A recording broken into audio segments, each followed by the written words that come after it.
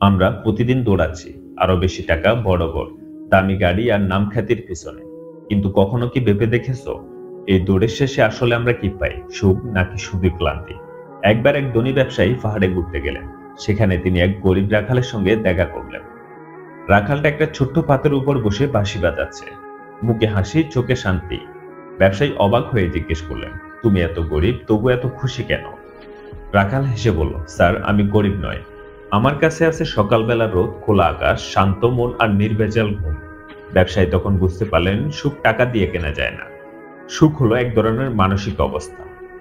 আমরা ভাবি বড় কিছু পেলে সুখ আসবে, কিন্তু সত্যিটা উল্টো। সুখ তখনই আসে যখন আমরা কৃতজ্ঞতা শিখি, বর্তমানকে উপভোগ করতে শিখি আর নিজেকে ভালোবাসতে পারি। চলো দেখি সুখী হওয়ার কয়েকটা সহজ উপায়। ১. নিজের জীবনের প্রতি কৃতজ্ঞ হও। প্রতিদিন সকালে ঘুম থেকে উঠে শুধু একবার বলো, ধন্যবাদ আমি বেঁচে আছি। যার চোখে কৃতজ্ঞতা আছে তার জীবনে শান্তি আসে। ২. অন্যের সঙ্গে তুলনা বন্ধ করো। তুমি কারো চেয়ে কম না। যখন তুমি নিজের জীবনকে অন্যের সঙ্গে মাপা শুরু করো তখনই তোমার সুখ হারিয়ে যায়। ৩. সহজ জীবন বেছে নাও। বড় কিছু না পেলে মন খারাপ করার দরকার নেই। কখনো কখনো এক কাপ চা, একটুখানি বৃষ্টি কিংবা বন্ধুর হাসিও তোমার জীবনে সব থেকে বড় সুখ এনে দিতে পারে। ৪. সময় দাও প্রিয় মানুষদের।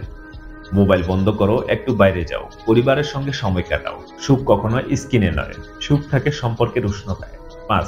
নিজের স্বপ্ন পূরণের পথে চলো। যা ভালোবাসো সেটাই করো, কারণ নিজের প্যাশন নিয়ে কাজ করা মানুষ সব থেকে বেশি সুখী। সুখ কোনো গন্তব্য নয়, এটা একটা পথ। তুমি যখন প্রতিদিন কৃতজ্ঞ মনে সেই পথে হাঁটবে তখনই দেখবে তোমার জীবনের প্রতিটা মুহূর্ত হয়ে গেছে এক একটা ছোট্ট আনন্দের গল্প। সুখ মানে বেশি কিছু পাওয়া নয়, বরং যা আছে তার মধ্যে শান্তি খুঁজে নেওয়া।